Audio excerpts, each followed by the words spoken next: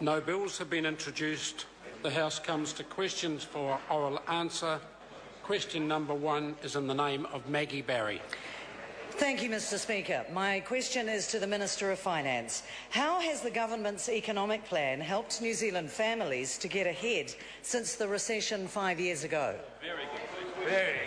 Honourable Stephen Joyce. On behalf of the Minister of Finance, I can confirm that the government's economic plan is helping families in many ways. The government has clearly set out a strong plan for the economy. We've stuck to that plan and we've taken New Zealanders with us, as the latest polls confirm. The plan is about responsibly managing the government's finances so New Zealanders' taxes are spent wisely on the services that they need. It's about building a more competitive and productive economy to create more jobs, raise incomes and build opportunities here in New Zealand. It's about delivering better public services for families, such as schools, hospitals, and keeping communities safe. And it's about rebuilding Christchurch so Canterbury families can get their lives back on track. Supplementary. Supplementary question, Maggie Barry. Thank you, Mr. Speaker. What are some of the signs of progress with the government's economic program?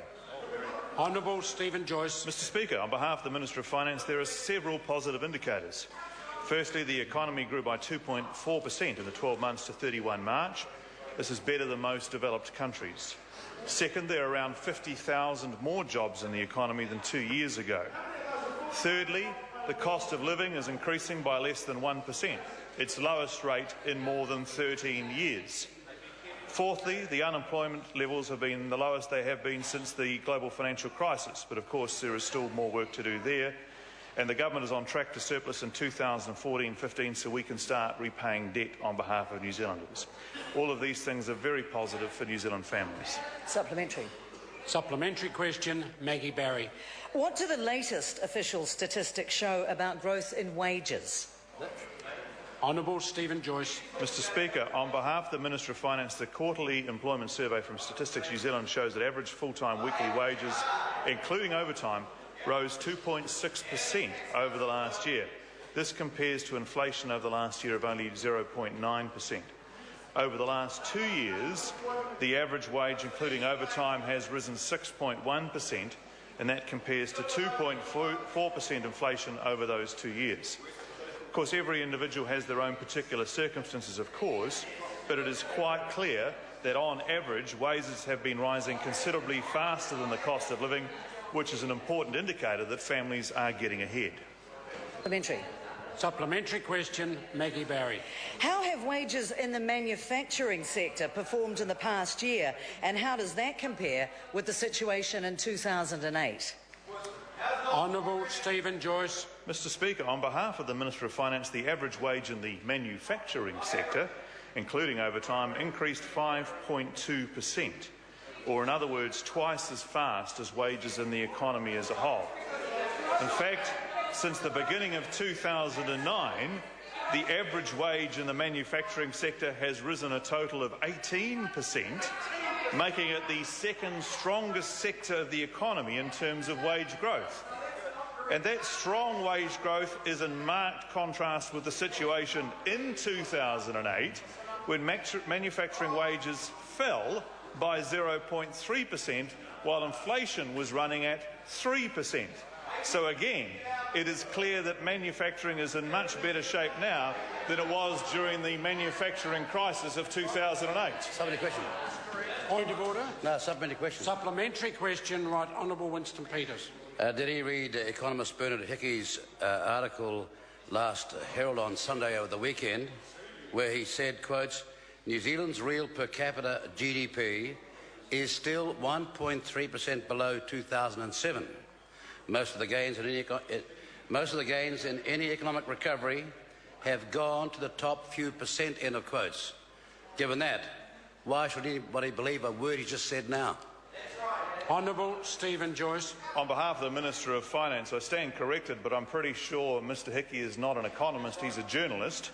And while, of course, journalists are wonderful people, generally, I'm not sure that I'd take their recommendations always on economic matters. Supplementary question. Supplementary question, right Honourable Winston Peters. Did he read further where Mr. Hickey points out that with the US, and he is recalling the similarity with New Zealand, he said this: of the US recovery, the incomes of the top 1% rose over 11%, while the real incomes of the bottom 99% fell 0.4%, which meant the top 1% captured 121% of the economic recovery in that country, as he says happened here. Given that, why would anybody believe a word he's saying in the House today? Well, Mr. Speaker, on behalf of the Minister of Finance, I think the idea of that you could just lay some stats out in regards to the US economy and somehow translate that to the New Zealand economy suggests that actually that is actually quite a big leap of faith to make. And can I confirm for the member that I read a number of economists, but it's fair to say that there are two columnists that I don't bother reading too much because of a level of accuracy which is concerning. One's Mr Hickey and one's Mr Oram. Supplementary question, Honourable David. Well, having dismissed the American comparison, does he agree with the OECD that in New Zealand, quotes, income inequality is higher than the OECD average, close quotes, and quotes, there is a considerable gap between the richest and poorest. The top 20% of the population earn 5 times as much as the bottom 20%. Honourable Stephen Joyce. Mr Speaker, on behalf of the Minister of Finance, there's undoubtedly income equality between the top income earners and the lower income earners by definition. You didn't ask that question, Mr Parker. But my key point is that actually the answer to that is to do things which encourage investment and growth of jobs in the New Zealand economy. Now, this government is in many ways doing that across a range of industries, and it's interesting to contrast that with the view of the opposition, which is basically to oppose every approach the government takes to grow jobs in this economy. Supplementary. Supplementary question, Jacinda Ardern. In light of that answer, can the Minister confirm for the House that both income and asset inequality are getting worse under National? Honourable Stephen Joyce. Mr Speaker, on behalf of the Minister of Finance, no, I cannot. Supplementary question, Dr Russel Norman.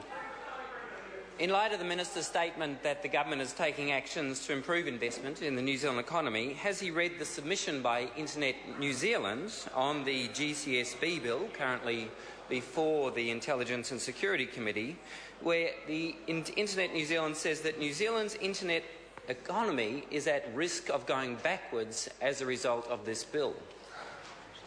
Honourable Stephen Joyce. Mr Speaker, on behalf of the Minister of Finance, no, I haven't. What I can tell the member is that the ICT industry in New Zealand is growing, partially in response to the government's policy around the UFB and RBI, and partly the general settings of the economy.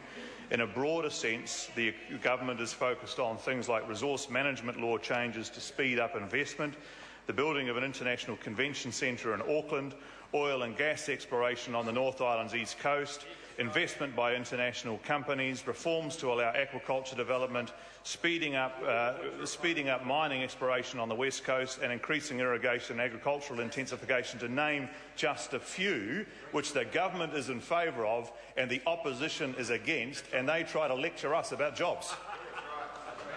Supplementary question, Dr Russel Norman. Thank you, Mr Speaker.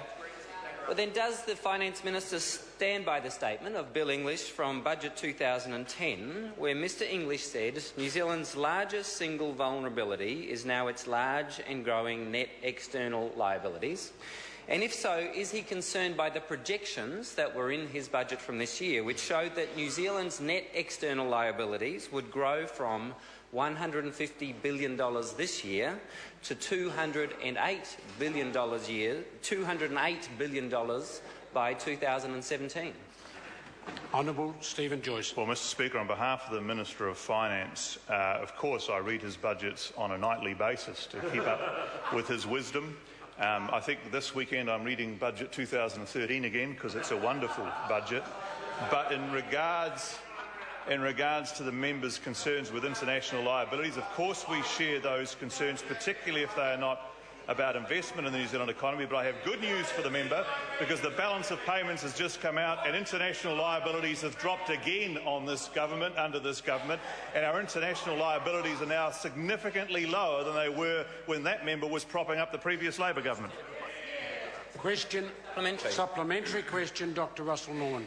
Well, then, is the Minister concerned that under the projections in his own budget and under the economic projections that were contained in the budget of only a month or so ago, that New Zealand's current account deficit will increase from $10 billion a year, or about 5% of GDP, to $17 billion a year by 2017, or about 6.5% of GDP, and that will mean, according to the International Monetary Fund, that New Zealand has the second worst current account deficit amongst developed countries in the whole world.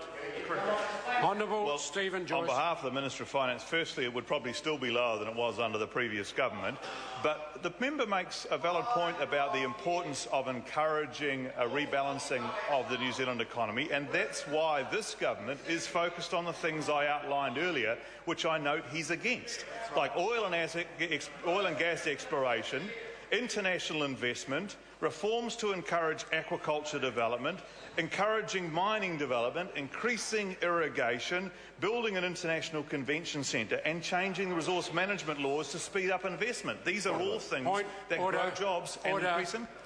Point of order, Right Honourable Winston. He was asked a question on the rapidly growing current account deficit from 10 to 17 billion.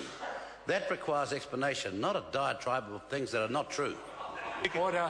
No, I don't need any assistance from the Minister. The member is to cease interrupting an answer with a point of order that's not valid. The Minister was explaining reasons why he thought over time the current account deficit could come down. Oh, God. Question number 2, Phil Twyford. Point of order, Mr Speaker. I seek leave to have this question held over